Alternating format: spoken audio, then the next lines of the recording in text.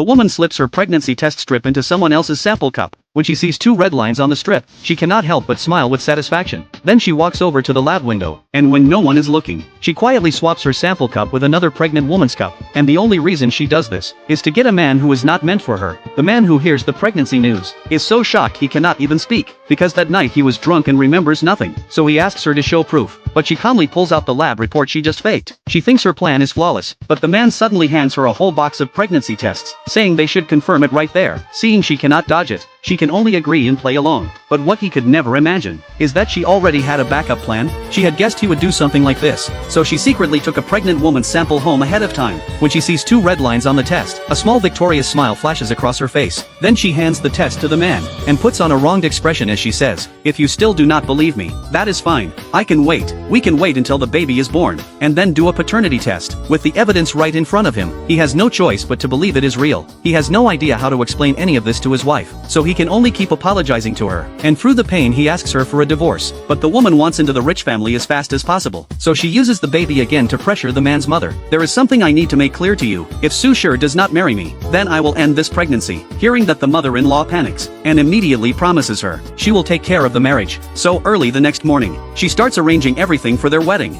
and pushes her son to divorce his wife and marry that woman quickly. But the man says, even if he divorces his wife, he will not be with her. He thinks that will finally make his mother give up. But minutes later he hears his mother try to take her own life. Seeing his mother in that desperate state, Sushir feels like he is being driven crazy, and in the end he can only agree to marry Chihan. Meanwhile, Wanling makes a major decision too. She decides to keep going with the embryo transfer, and have a child that belongs to them. Sushir can hardly believe what he is hearing. "I owe you far too much. Do you want me to owe you for a lifetime? I just want to be a mom. I want to feel whole as a woman. And you, Sushir, are the man I have loved most in my life. I think we should let our love continue in a new way." Sushir knows he has wronged his wife, so in the end he goes with her to the hospital. Luckily everything goes smoothly, and it may even be twins, a boy and a girl. After it is all done, the 2 of them go straight to the civil affairs office. But Chihan is already waiting impatiently at the entrance.